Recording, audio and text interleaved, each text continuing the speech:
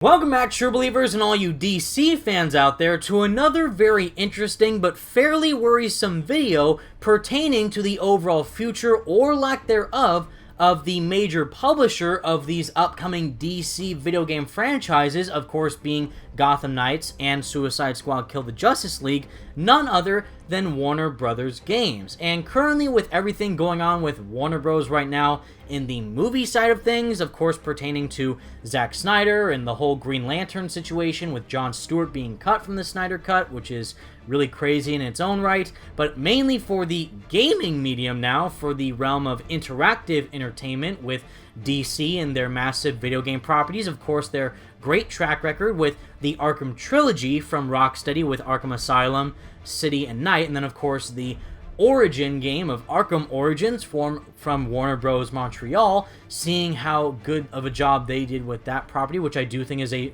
pretty good game, and seeing how they're going to take their gaming properties now further with Gotham Knights and Suicide Squad. It actually turns out with this latest update that the news doesn't seem to be going in the best direction for them as it currently stands. Now, what's funny about this is that I was kind of debating back and forth whether or not I should actually cover this specific update, considering that this is actually an ongoing story, meaning that we don't have the entirety of the details as of right now, and we might receive some more information down the line, but it is still extremely important to what the overall future may have in store, or the lack thereof, for Warner Brothers Games as a whole. And if you guys know me, you'll be aware that I am in love with any and all types of superhero video games, not just for the realm of Marvel, but also for DC. And knowing that there could potentially be a problem with upcoming DC games and their releases, I did find the need to actually report on this for you guys to just be well aware of the situation at hand. And to break everything down in the most understandable way possible, I am going to be reading off of a recent gaming article from VideoGamesChronicle.com, which does fully break down the situation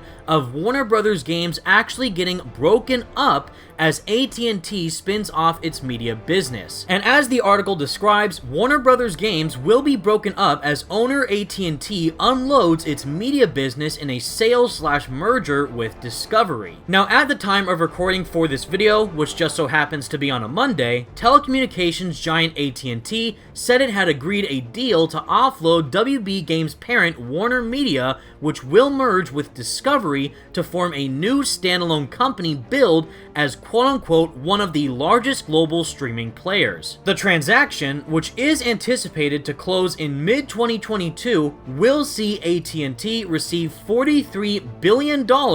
and its shareholders receive stock representing 71% of the new company. The Warner Games division comprises of 11 studios, of which including Rocksteady, NetherRealm, Monolith, TT Games, Avalanche Software, and WB Games Studios located in Montreal, Boston, Los Angeles, San Francisco, San Diego, and New York. Now, while WB Games wasn't mentioned in Monday's announcement, a spokesperson told Axios, which is another news website, the deal with WB Games will see it broken up in some form. And coming from them directly, some of the gaming arm will stay with AT&T, and some will go to the new company. Now, as I'm sure you all fully remember, the occurrence that happened with AT&T and Warner Bros. Games from last year is that it did put up the game division for sale, which did actually fully attract interest from the likes of other game publishers like EA, Take-Two, Microsoft, and Activision. And it was actually indicated by AT&T back then that they were hoping to generate around a $4 billion profit from a potential sale to help pay off some of its substantial debt. However, this all occurred before they ended up changing their mind and ended up taking the business off the market entirely. But based off this new arrangement between AT&T and Discovery, the transaction will combine Warner Media's storied content library of popular and valuable IP with Discovery's global footprint trove of local language content and deep regional expertise across more than 200 countries and territories. The new company will be able to invest in more original content for its streaming services enhance the programming options across the global linear pay TV and broadcast channels, and offer more innovative video experiences and consumer choices. And all of this is currently described to say, as of right now, it doesn't appear that WB Games as a publisher is being seen as the forefront of the company, considering that they're shifting their focus elsewhere.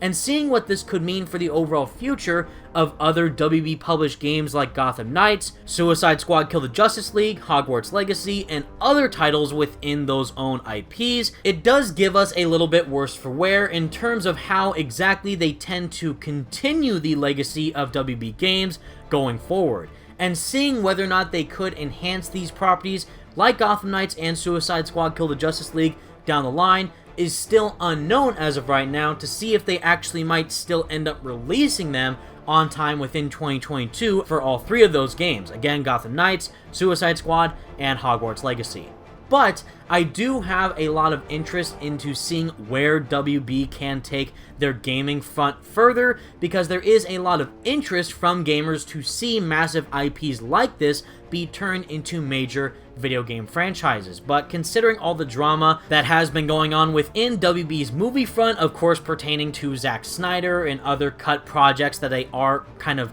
axing within their pipeline, it is very concerning to see exactly where WB stands as an entertainment company right now, with movies, games, and so on. It's very interesting to see how exactly this will all pan out. And again, this is an ongoing story, so we don't have the full details of everything right now, but as more information is revealed to us, I will be sure to report all of it to you guys as quick as I can. But with all that said, everyone, that is the very perplexing news relating to WB Games, and please let me know all your thoughts in the comment section down below. Do you think that the overall deal between AT&T and Discovery is going to be for the best interest at heart for the Warner Media Company as a whole, or do you think that WB Games is the main one to get axed off of the list, considering that they're not currently prioritizing them as a main source of income and just entertainment in general? And again, I really do hope that Gotham Knights and Suicide Squad Kill the Justice League do turn out to be